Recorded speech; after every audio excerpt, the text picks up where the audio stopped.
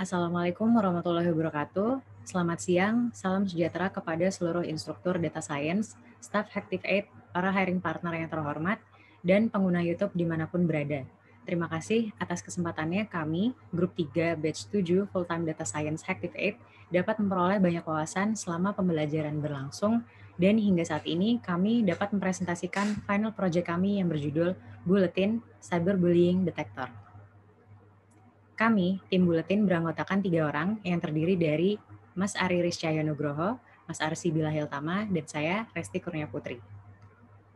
Penjelasan introduction akan saya bawakan terlebih dahulu. Media sosial merupakan salah satu platform yang digandrungi para pengguna internet.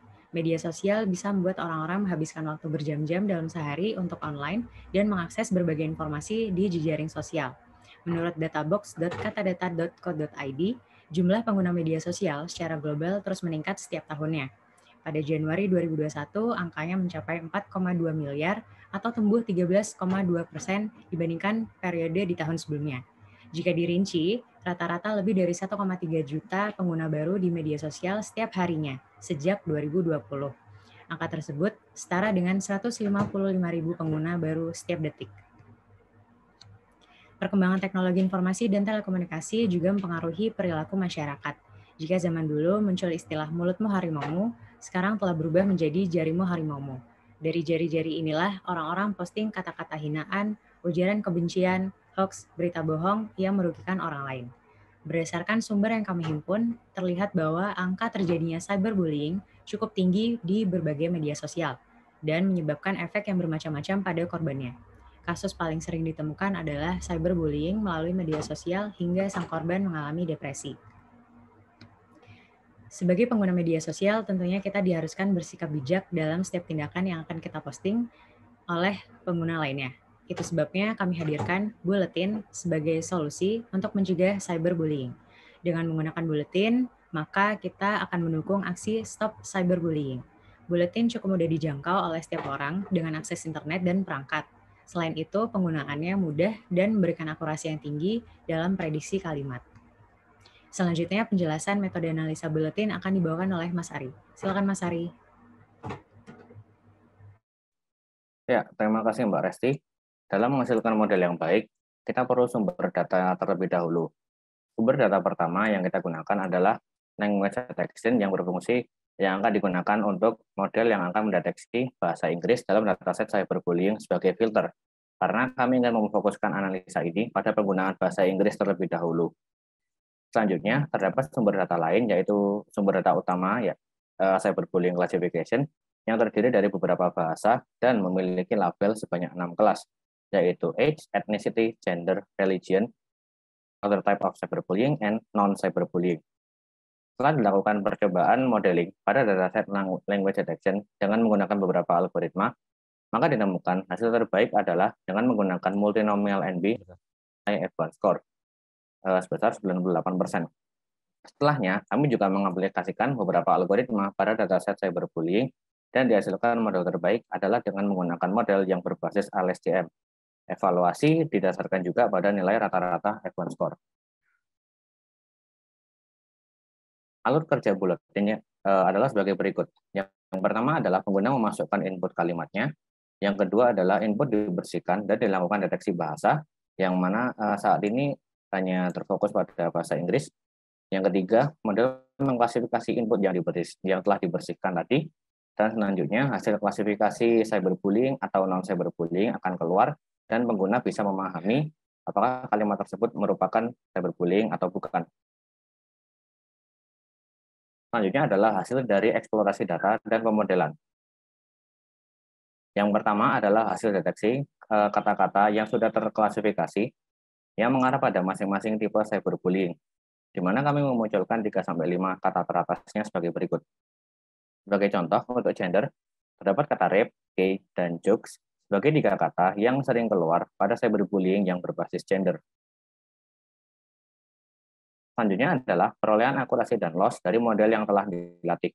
Nilai akurasi adalah nilai untuk mengetahui tingkat keberhasilan model dalam melakukan prediksi.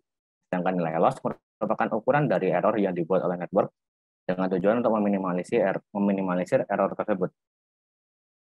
Terlihat bahwa loss dan accuracy menunjukkan performa yang semakin baik, di mana loss menurun dan accuracy semakin meningkat. Hal ini menunjukkan performa baik yang sudah dimunculkan oleh model selama proses pelatihan. Ibarat murid yang belajar untuk ujian, model juga perlu diuji setelah melalui pelatihan. Classification report berikut ini adalah mengenai evaluasi performa model pada data ujian yang telah diberikan.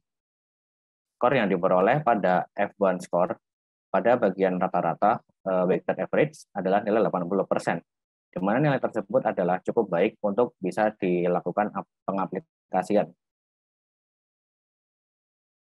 Selanjutnya adalah demo bulletin oleh Mas Arsy. Dipersilakan untuk Mas Arsy. Oke, terima kasih Mas Ari. Selanjutnya saya akan menunjukkan cara penggunaan. Berikut adalah bentuk dari halaman buletin yang terlihat cukup mudah, friendly, digunakan karena para pengguna hanya perlu menuliskan kalimat yang ingin diunggah ke media sosial pada area berikut. Oke, pada contoh yang pertama, saya akan menuliskan, "Hi, hope you have a nice day." Oke, menghasilkan prediksi bahwa kalimat tersebut bukan termasuk cyberbullying. Saya akan contohkan dengan saya menulis, "Her skin is black."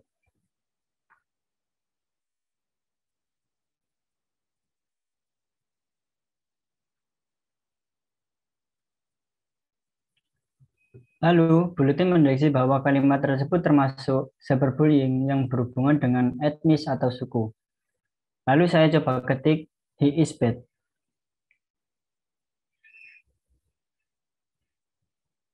Dan muncul hasil bahwa kalimat tersebut tergolong cyberbullying tanpa spesifikasi kategori. Misal, contoh yang lain adalah, "She looks naughty."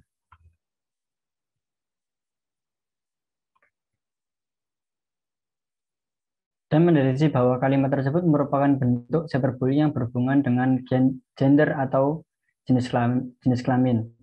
Lalu pada contoh selanjutnya, saya terdapat bahasa selain bahasa Inggris.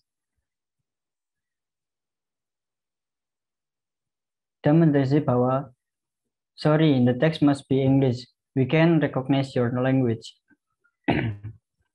Buletin akan mendeteksi 6 jenis cyberbullying seperti yang telah dijelaskan sebelumnya, yaitu mengarah kepada umur, etnis, gender, agama, dan jenis cyberbullying lainnya, dan non-cyberbullying. Para pengguna sekalian bisa menuliskan kalimat apapun dan kapanpun.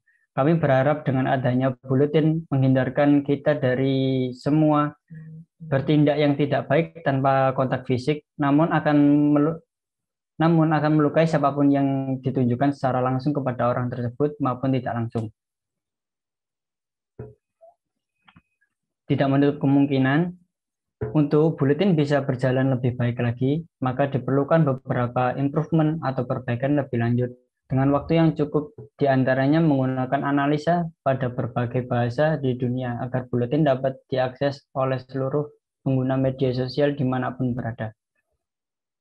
Selain itu, model juga dikembangkan lagi untuk mendapatkan akurasi dan ketelitian lebih tinggi demi meningkatkan performa dan kualitasnya. Tidak lupa, kami sertakan kontak kami supaya para hiring partner terhormat berkenan untuk mengenal kami lebih lanjut dan bisa bekerja sama dengan baik setelah ini. Mohon untuk di screenshot atau di foto, kami beri waktu 5 detik. Terakhir, quotes dari kami, saring sebelum sharing. Terima kasih banyak atas perhatiannya. Mohon maaf apabila ada yang kurang jelas.